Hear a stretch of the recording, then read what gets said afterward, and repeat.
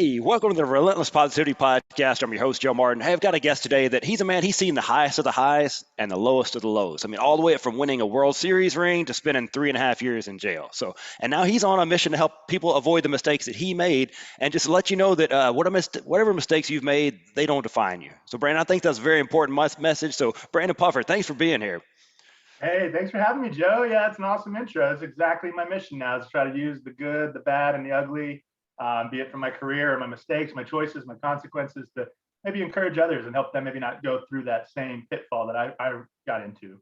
Well, that's it, man. If we all just kind of keep our pain and darkness inside, no one can learn from it, right? So you can get out there, and I know it's tough. I know it's tough. I'm sure it's been some hard times you've gone through. So I appreciate the effort. So let's just bring it way back. So did you always want to play in the major leagues? I did, Joe. Since I was very, very little, I wanted to be a professional baseball player. I played a little bit of everything in terms of sports, but yeah, I wanted to be a professional baseball player. That was my mind was set on that. I was pretty focused on that the entire time from for as long as I can remember. And my folks would say stuff like, "Hey, you got to get on your homework, go do it." And I don't recommend this, but I say things like, "Oh, I'm gonna be a big league ball player. I don't got to worry about it." So, not true, but that was my mindset at the time. Yeah, I think a lot of kids are like that. They just assume. I mean, I thought I was going to end up in the NFL. I wasn't even that good. I just assumed I was going to get. Maybe that's just Why an excuse not? not to study, right? So, who are Yeah. the guys you grew up enjoying watching? Who are your guys? Who are your heroes growing up in the major leagues? Oh yeah, great question. I grew up in Southern California. My dad was a huge Dodger fan. Today's a rough day. Vin Scully passing away Yeah. as we record this. But yeah, that's what I grew up with is the Dodger on TV. My dad had a little thing with the Dodger dust on the TV. His hat in the right spot. It was all good luck. So guys like Kirk Gibson's home run in the '88 World Oh, Series is the yeah. biggest moment of my life. My dad and I tore the living room up. But I looked up to guys like Fernando Valenzuela, Earl Hershiser. Dave Winfield was a huge impact on me because he simply took time to throw me a baseball Wow. when we were at Anaheim Stadium at the time. And so I realized early on, like, what an effect you can have on someone, just a gesture of, here you go, kid, here's a ball. And Right. so always a huge fan of his as well. Oh, man, that's the guy. That's when I was a big baseball guy. I was a big Cubs fan growing up. So around that same era, that Sean Yeah. Dunston and Ryan Sandberg. So they were played against those guys. I love how Fernando Valenzuela used to look up at his thing in his hat each time. So those are That good, was super neat. good, Yeah, good. yeah. Hey man, when Southern California, if I stayed home from school, on WGN there's gonna be a day game on. So I love watching the Cubbies and Keith Moreland and Ron Say and all the guys you just mentioned. I was right there with you. Oh yeah, those are good times, man. So let me ask you, you actually made the dream happen. So what was that moment you get that you find out, hey, I've been drafted into the major leagues? Where were you when that happened?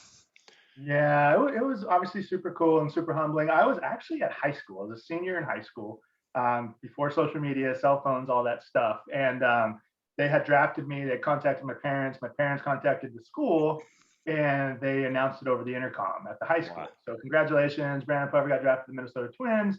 Obviously, it's kind of the first step. That's a big deal, but there's a long journey ahead. Little did I know, but at that point, you're like, cool, I got an opportunity. But the real thing is I want to make it to the big league. So that was the first time that happened. And then in April, gosh, let me get these dates right. 17th, 2002 is when I got the call to the big leagues with the Astros. So that was kind of the next moment of all that hard work, all those things culminating. And I still, to this day, just absolutely love watching guys make their debut. Oh It's so yeah. awesome.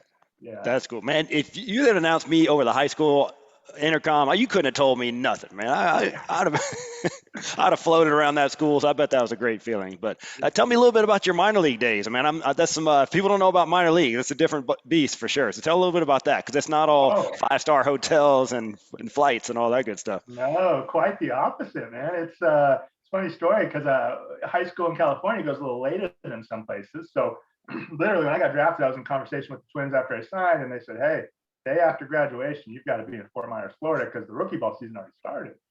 Okay, good deal. I got a little pamphlet, showed their high stadium packed on 4th of July. I'm pumped. And then you get there, rookie ball is playing on the side field at noon, zero fans unless a family or girlfriend's in town. Yeah, obviously, I mean, we all know that we're not making much money. And but all that said, it can be a little bit of a grind and kind of worked my way up many small towns. And gosh, I played 15 years and very little of that was big league time, just parts of 4 of those years. So just tons of minor league time. And I treasure those memories. I really do. Like the long bus rides, the teammates kind of all pulling for the same thing, and just really cool, actually. Some of the minor league stuff that goes on at the stadiums is different. It's not quite so corporate. And so I actually really enjoyed it. Obviously, the goal is let's get out of here and move up. Right. But I did have some very fond memories of the minor league days, and we really bonded real early, especially that first group because we're all 18 years old, fish out of water across the country. Pro baseball players. I'm doing quote air quotes because we're nothing. We're just 18-year-old kids who just got drafted. So, but very neat, very cool memories in minor leagues.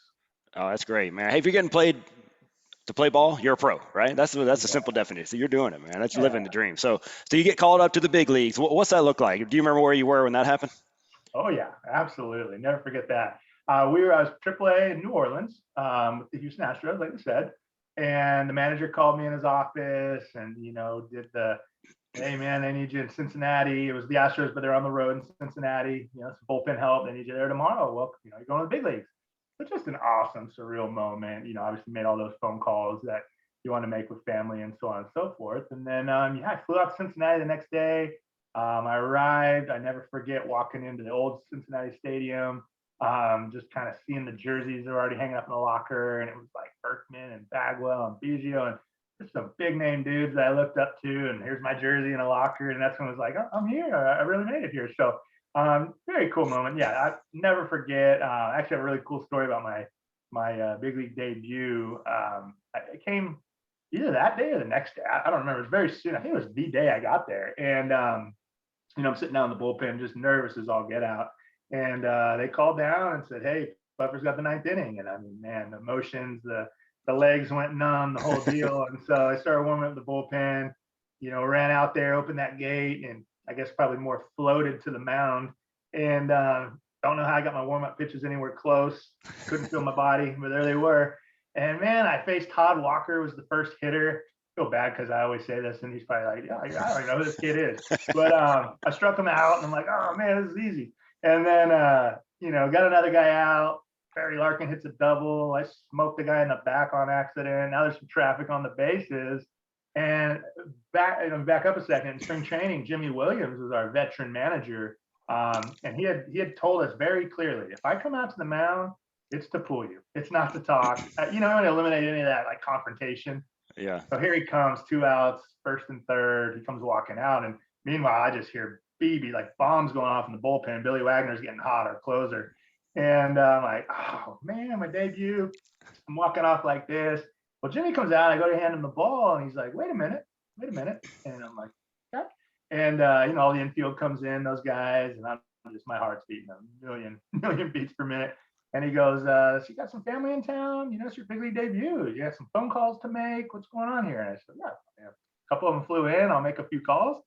All right. He's like, well, what are you going to do for dinner? What do you know the Cincinnati area? You're going to eat in the clubhouse? You're going to go spend some money on your family? I said, I don't know, probably snack and then go out to dinner with my family. I said, okay, why don't you get this third out? So they're probably hungry and you can go eat. And I mean, the veteran presence of just me just exhaling and going, man, let's just pitch again. And that, ended up getting the next guy out on a strikeout. And it was just cool. I'll never forget that moment. And he just helped me in that veteran presence getting through that tough time. That's so cool, man. I can imagine your shoulders just going down when you're just relaxing. Yeah. It was huge. It was exactly what I needed. He had seen that before. He knew that, being in that situation, he had seen it a million times. Like, hey, I've seen these guys speed it up a little bit. I need to slow it down. So yeah, it was perfect. It was awesome. Man, the life of a professional baseball player is crazy. You're all over the map. There's night games, there's day games. How do you balance kind of that personal life and baseball and make it all work? Yeah, great question.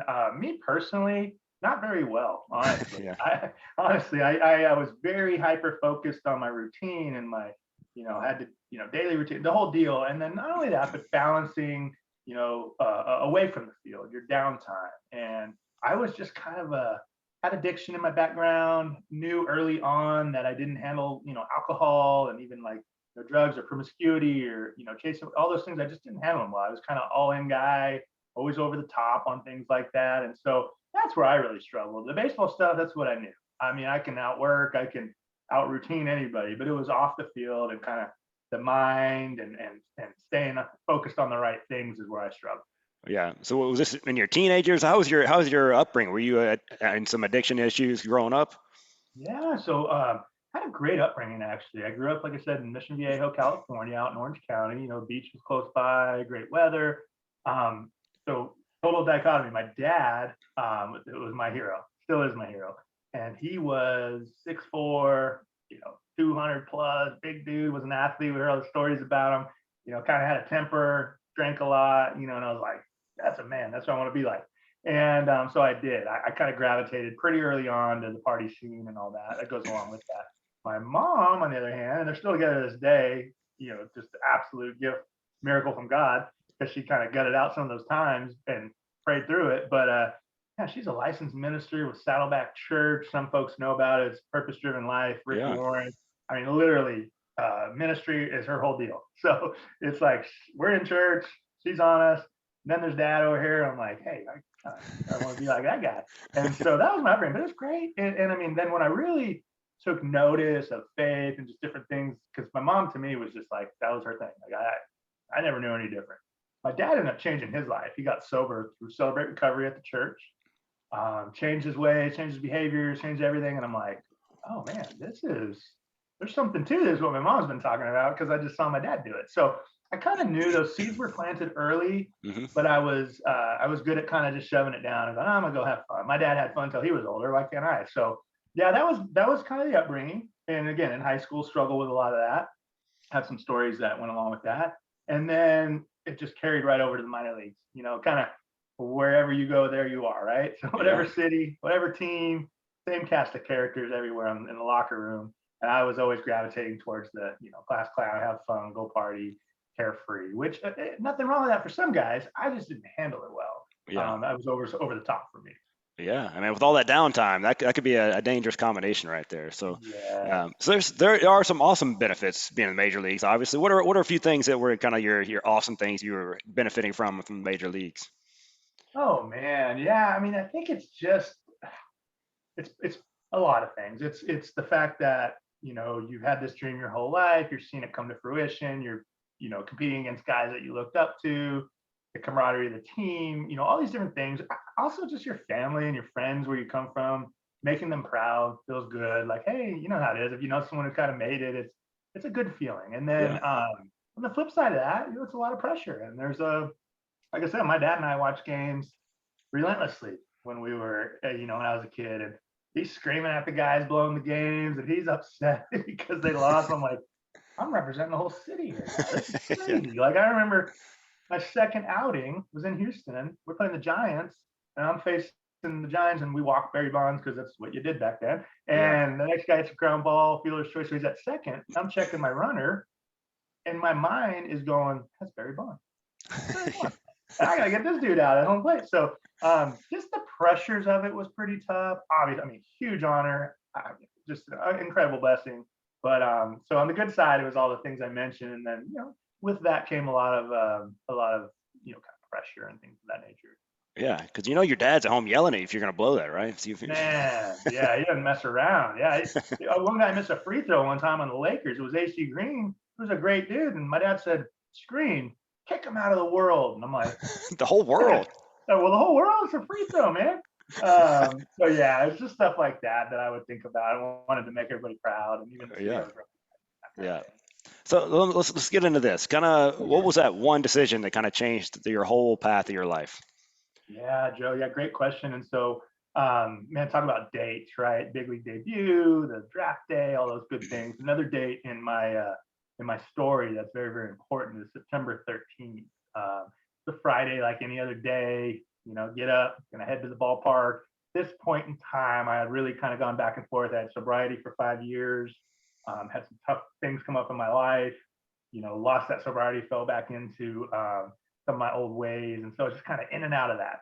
Battling. It's 2008. Is that right? Yeah, 2008, September 13th.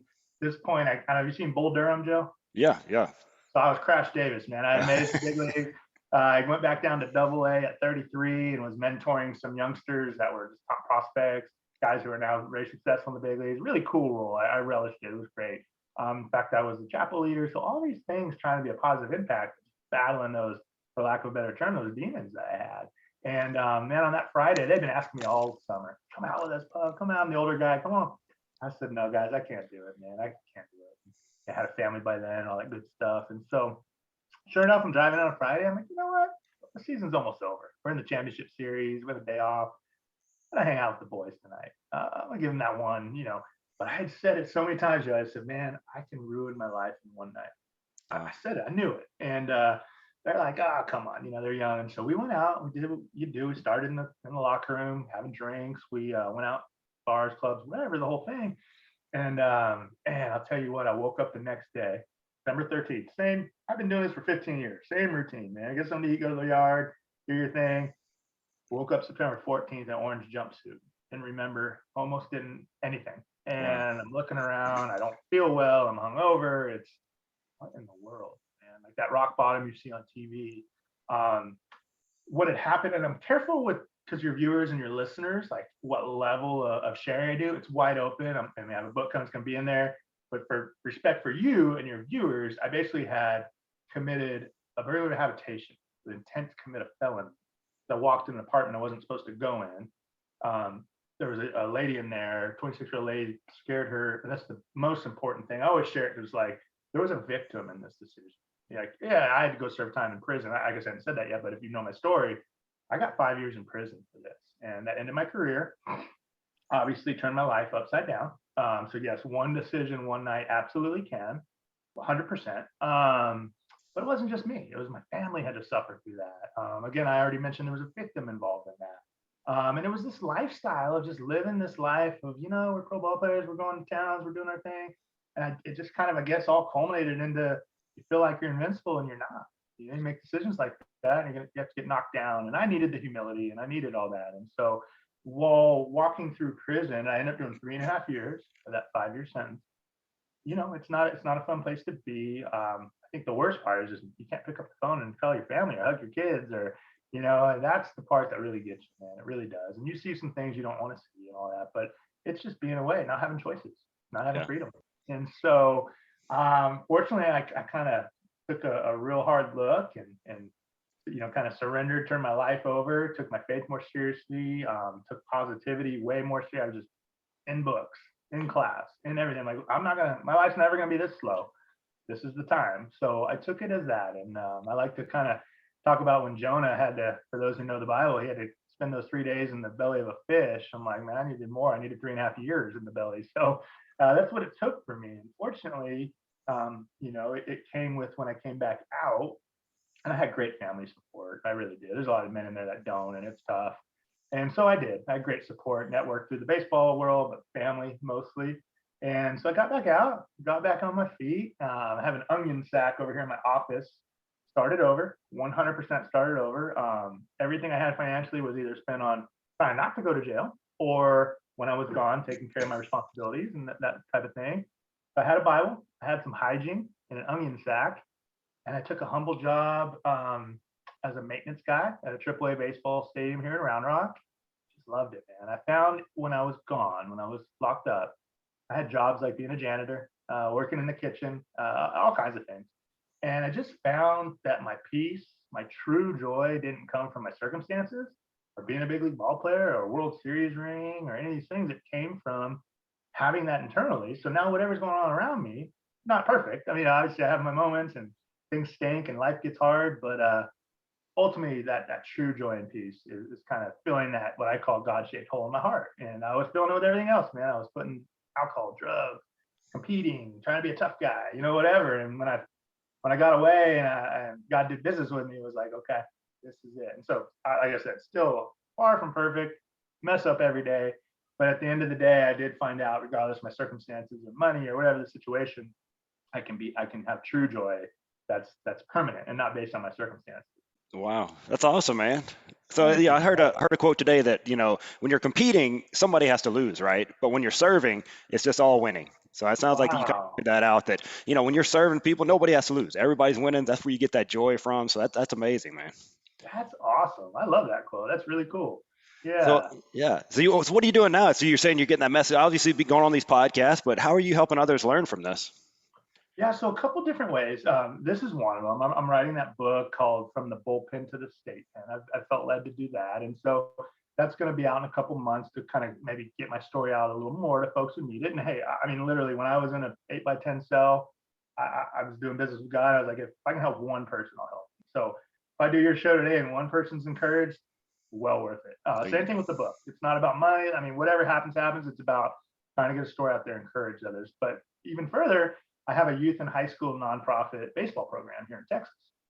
It's called GPS Legends Baseball. So we have from 8U up through 18U, and I stay with the high school kids through the summer, help them with the recruiting. But really, it's just a ministry, man. Like I get to pour into them. They kind of, I get a little credibility because I made it, in baseball, and then I get a little more credibility because they're like, I'm real open about where else I've been in the bottom, and Yeah. hey, man, it's not all about that. So just really, that's kind of the closest one that I touch is just those kids, and they touch me more than I touch them for sure. I mean, just I never knew how I was going to get that feeling back of competing and working towards something. Well, it's there. It's coaching these kids. It's amazing. So that's what I'm doing now. That's most of my time. And then now again, the book and sharing the story has kind of taken on a little bit of a life. So I'm open to that. Whatever it comes up, I go for it. That's awesome, man. So when's the book going to be out? When can we get it? Yeah. So I'm thinking I'm working with Streamline, and they're talking about like October. Okay. And but yeah, I would just say, go check it out at brandonpuffer.com, and we'll have updates on there, and then it'll be on Amazon, all that good stuff. But yeah, we're just a few months away. We're working on that project right now. Well, that's exciting. I know that's going to keep changing more lives, and you're doing that, man. That's what we talked about in the beginning. That some people, they go through these experiences and they try to hide and they feel shame and they don't share, and you're out there and you have to relive all your worst moments, but you're still out there doing that, and I appreciate it about you.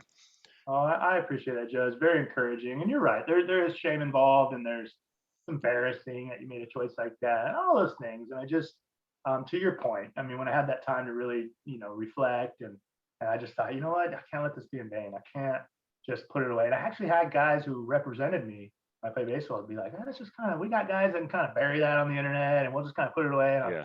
like, I think this is a bigger part of my story than the baseball, to be honest with you. So I appreciate the encouragement, though. It's great to hear that. Well, sure, man. You keep doing it. Keep sharing your message. Keep helping people. Like you said, if this helps one person, it'll all be worth it.